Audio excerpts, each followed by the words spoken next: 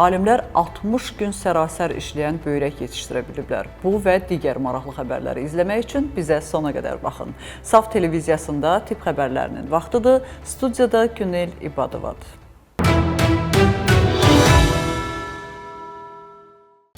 Təbib 2 böyük tibb müəssisəsinə yeni direktorlar təyin etdi. Tibbi ərazi bölmələrini idarə etmə birliyində aparılan struktur dəyişiklikləri çərçivəsində yeni direktorlar təyin olunub. Təbibin verdiyi rəsmi məlumata görə Musa Abbasov Kliniki Tibbi Mərkəzin direktoru vəzifəsinə gətirilib. Müvafiq əmri Anar Bayramov imzalayıb. Musa Abbasov bu təyinata qədər 2020-ci ildən Mərkəzi Neftçilər Xəstəxanası direktoru kimi fəaliyyət göstərib. Qurumda aparılan son islahatlar nəticəsində əvvəlki direktor Könül Ələkbərov vəzifəsindən azad edilib.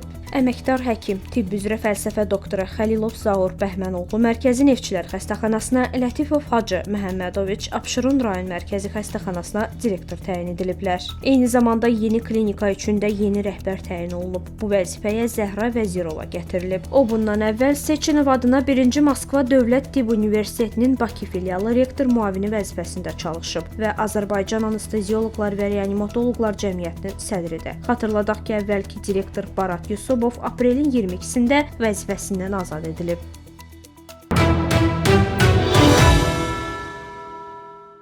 Alimlər insan böyrəyi yaradıblar və iddia edirlər ki, insan böyrəyindən qətiyyən seçilmir. Detalları izləyək.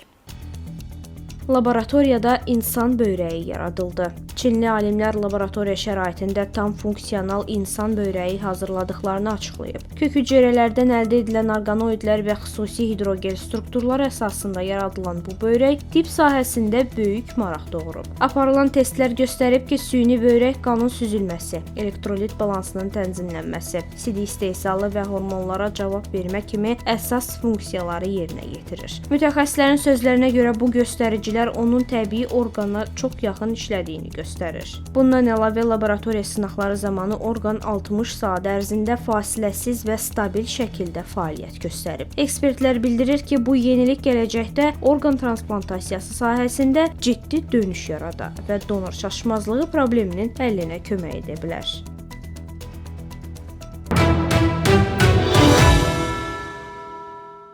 İnsan papilloma virusunun müalicəsində, hətta məhv edilməsində yeni bir metod aşkarlanıb. Alimlər onu işıqla məhv eləməyi bacarıb. İnsan papilloma virusu işıqla məhv ediləcək. Meksikalı alimlər insan papilloma virusunun müalicəsi ilə bağlı yeni metod təqdim edib. Bu yanaşma yalnız profilaktikaya deyil, artıq virusa yoluxmuş pasiyentlərin müalicəsinə yönəlib və tibb sahəsində mühüm yenilik kimi qiymətləndirilir. Yeni metod fotodinamik terapiyaya əsaslanır. Bu zaman orqanizmə xüsusi fotohəssas maddə, fotosensibilizator, yəni işığa qarşı həssaslığı artıran təbii və ya süni yolla sintez edilmiş maddə yeridilir və o yalnız yoluxmuş hüceyrələrdə toplanır. Daha sonra həmin hüceyrələr müəyyən dalğa uzunluğuna malik lazer şüası ilə təsirləndirilir. Nəticədə aktiv oksigen yaranır və virusla zədələnmiş hüceyrələr məhv edilir. Sağlam toxumalar isə qorunur. Klinik sınaqların ilkin nəticələrinə görə prosedurdan sonra bəzi pasiyentlərdə virus artıq analizlərdə aşkar edilməyib. Mütəxəssislər bildirir ki, bu texnologiya təsdiqlənərsə, insan papilloma virusu ilə mübarizədə yeni mərhələnin başlanğıcı və gələcəkdə daha geniş tətbiq oluna bilər.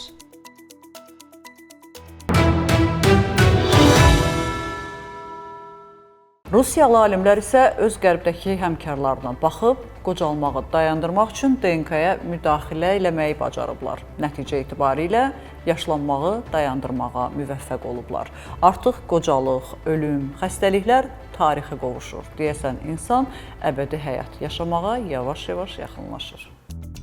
Qocalmanı dayandırmaq mümkün olacaq. Rusiyada alimlər qocalmanı ləngitmə məqsədi ilə yeni gen terapiyası preparatı üzərində çalışır. Layihə çərçivəsində hüceyrələrin qocalma prosesini başladan RAGE geninin bloklanması hədəflənir. Mütəxəssislərin fikrincə bu genin aktivliyi hüceyrə səviyyəsində yaşlanmanı sürətləndirir, onun bloklanması isə əksinə hüceyrələrin gəncliyini daha uzun müddət qorumağa kömək edir. Məlumata görə preparatın hazırlanması müasir genetik texnologiyalara əsaslanır və bu qocalma ilə mübarizədə ən perspektivli yanaşmalardan biri hesab olunur. Tədqiqatlar ölkədə həyata keçirilən sağlamlığın qorunması üçün yeni texnologiyalar milli layihəsi çərçivəsində aparılır. Alimlər hesab edir ki, belə innovativ yanaşma gələcəkdə yaşla bağlı xəstəliklərin profilaktikasında və insanların ömrünün artırılmasında mühüm rol oynayır. Bununla yanaşı, layihə hələ inkişaf mərhələsindədir və klinik tətbiq üçün əlavə tədqiqatlara ehtiyac var.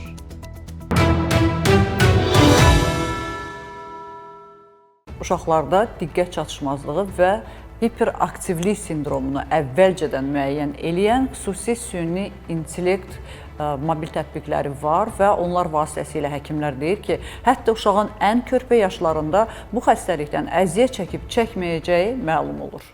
Uşaqlarda diqqət pozuntusu riskini süni intellekt aşkarlayacaq. Süni intellektə əsaslanan yeni alət uşaqlarda diqqət çatışmazlığı və hiperaktivlik sindromunu rəsmi diaqnozdan əvvəl proqnozlaşdırmağa imkan verir. Amerika Birləşmiş Ştatında aparılan araşdırmaya görə sistem uşaqların elektron tibbi qeydlərini analiz edərək erkən mərhələdə risk əlamətlərini müəyyənləşdirir. Tədqiqatçılar 140 mindən çox uşağın məlumatlarını təhlil edərək modelə doğumdan erkən uşaqlıq dövrünə qədər olan göstəriciləri öyrədib. Nəticə süni intellekt davranış, inkişaf və klinik faktorların kombinasiyasını tanıyaraq gələcəkdə diqqət çatışmazlığı və hiperaktivlik sindromunu diaqnozu qoyula biləcək uşaqları yüksək dəqiqliklə müəyyən edib. Mütəxəssislər bildirib ki, erkən aşkarlanma uşaqların vaxtında dəstək almasına, təhsil və sosial nəticələrin yaxşılaşmasına şərait yaradır. Bununla belə alimlər vurğulayıb ki, bu texnologiya həkimləri əvəz eləmir. Yalnız onların işini asanlaşdıraraq risk qrupunda olan uşaqları daha tez müəyyən etməyə kömək edir.